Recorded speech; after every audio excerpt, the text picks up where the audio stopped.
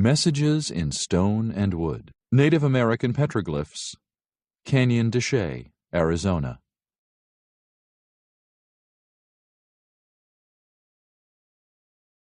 We were here. Deep in a forest in what is now Pennsylvania, members of a hunting party were preparing to embark on their trip home.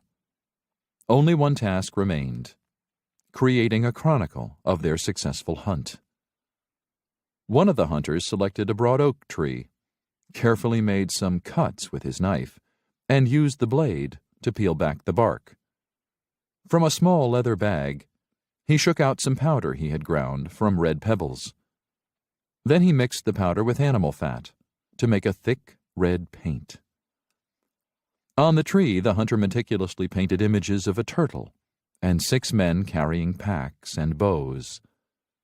Next, he drew a circle, a half circle, and 6 marks. Finally, he added the heads of 3 deer and a bear. From then on, anyone passing this spot would see from these designs that 6 men of the Terrapin clan had hunted here. They had camped for 1.5 moons, plus 6 days, and they had had a successful hunt. Mysterious markings. The first Europeans to explore North America came across many markings like the ones on that Pennsylvania tree. At first, no one understood the meanings of these mysterious petroglyphs, stone carvings, and dendroglyphs, tree carvings and paintings.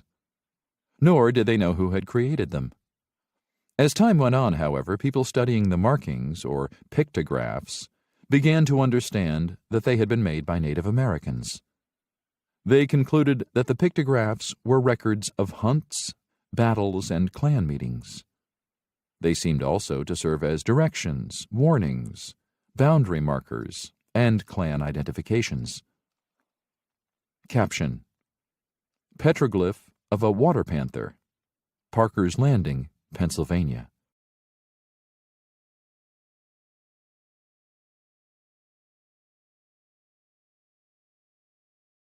When non-native people pushed farther west during the 1800s, they discovered many more of these images.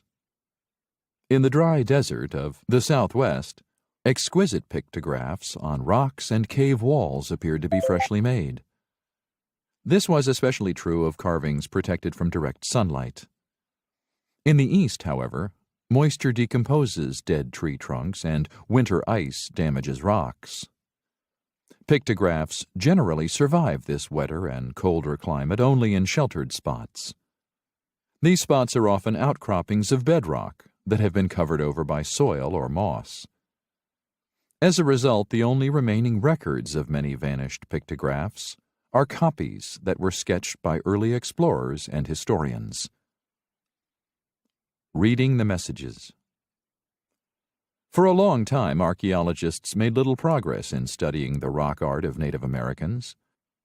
They could not reliably date the pictographs, relate them to other human artifacts, or even agree on their meanings.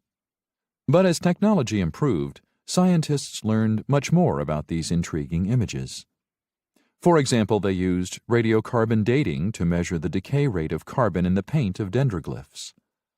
By analyzing how rock surfaces had weathered, they estimated that some petroglyphs were nearly 1,000 years old.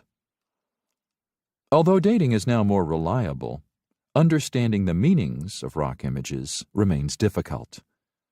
It is generally accepted that the people who made pictographs in open areas wanted to mark borders or record significant events.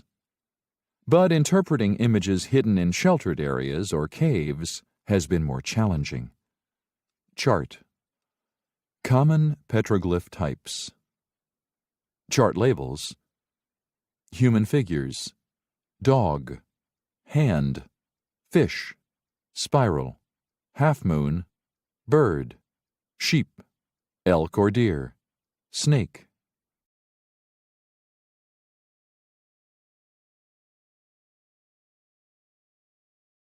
Archaeologist Rex Weeks, an Echota Cherokee from Alabama, has brought an intrinsic cultural perspective to the scientific study and interpretation of Native American rock images.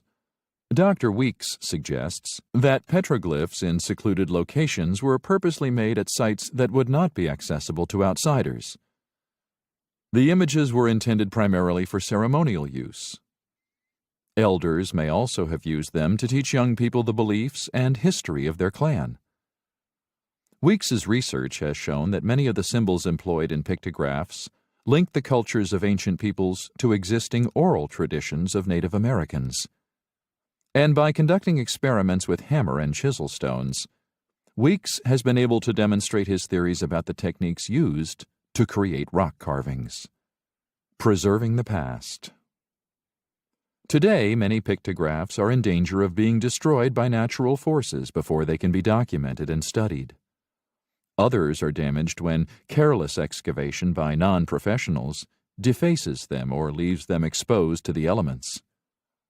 So experts have developed a system called the Rock Art Stability Index to assess in a methodical way which sites are most at risk. They also enlist trained volunteers, including Native people, to record and manage newly discovered sites. One such site, a cave in the Appalachian Mountains, contains fragile rock art that is more than 1,000 years old. Educating the public about the importance and vulnerability of these sites is critical if the efforts of archaeologists such as Dr. Weeks are to succeed in preserving these rich cultural resources for future generations.